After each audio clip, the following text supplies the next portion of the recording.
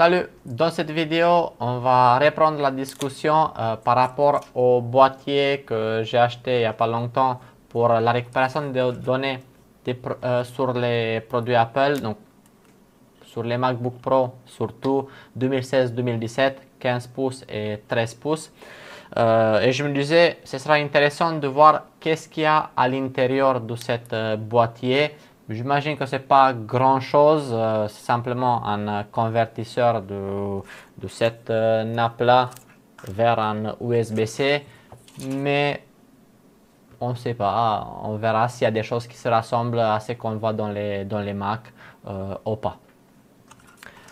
J'ai couvert cette partie-là parce que je ne veux pas qu'il y ait des numéros de série qui sortent sur Internet et qu'il y a des personnes qui ont des problèmes à cause de moi. Surtout que cet appareil il est destiné seulement aux réparateurs agréés et tout le réseau Apple. Donc moi en théorie, j'ai rien à faire avec un appareil comme ça. L'avantage aussi, c'est que c'est un appareil qui n'a pas besoin d'être connecté au serveur Apple pour faire quelque chose. Donc, que de bénéfices. Donc, même si je l'utilise, il n'y a pas de traces sur Internet à part cette vidéo. Donc, comme vous avez vu dans l'autre vidéo, c'est simplement un boîtier avec une nappe qui se branche sur la carte mère. Bien sûr, comme il est neuf, on va enlever tout ça. Ça ressemble à un petit Apple TV. Ça manque la pomme. Quand même, c'est un produit Apple, on va pas le laisser comme ça. Attends. Oui.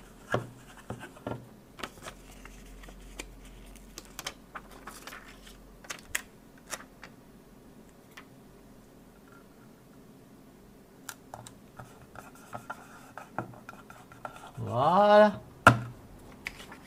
Bienvenue dans la famille. Voilà. Avec cet appareil, j'ai reçu aussi une autre nappe de réchange. J'espère que je ne vais pas les abîmer, mais à force de les défaire, refaire, j'imagine qu'ils vont s'abîmer. Déjà, on voit le PCB noir comme on a l'habitude avec Apple. Moi, j'adore cette couleur de carte mère. Alors, bon, ça, par contre, c'est un peu cheap.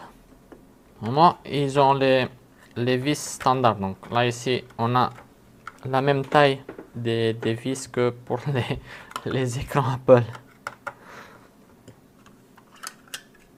Ouf. Pas mal des choses à l'intérieur. Allez, passons sur le microscope. Oh, ils l'ont fait en fait à l'ancienne comme on avait sur les anciennes cartes mères des MacBook. Ils, ils ont écrit les composants à l'ancienne quoi. Alors, on a un USB-C. Ils ont oublié de nettoyer le flux, mais c'est bon, il est bien ancré, on dirait. On verra s'il est. Ouais, il est pas mal. Il est bien soudé. Alors, qu'est-ce qu'on a comme numéro de carte sur cela? Donc, qu'est-ce qu'on a comme numéro de carte? 920 01 830. Ça va. C'est un numéro différent qu'on a l'habitude. D'habitude, on voit sur les cartes mères 820. Celui-là, c'est 920. Peut-être c'est une autre catégorie. Ça rentre dans une autre catégorie.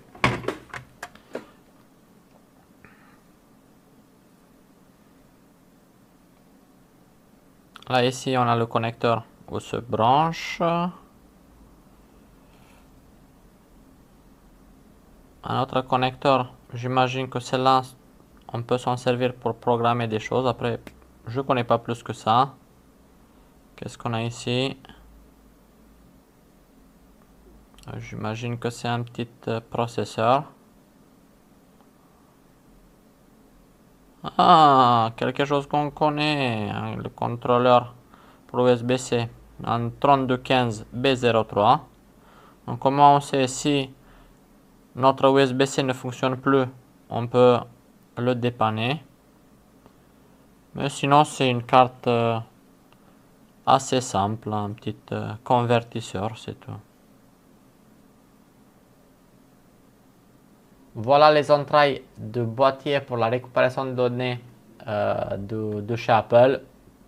Pas des choses extra, mais c'est bon à l'avoir. Ça peut dépanner et c'est sûr qu'il va sauver des données sur pas mal de cartes, même si il est capable de prendre en compte que un peu, on va dire celles qui sont un peu plus anciennes. C'est tout pour cette vidéo. À la prochaine.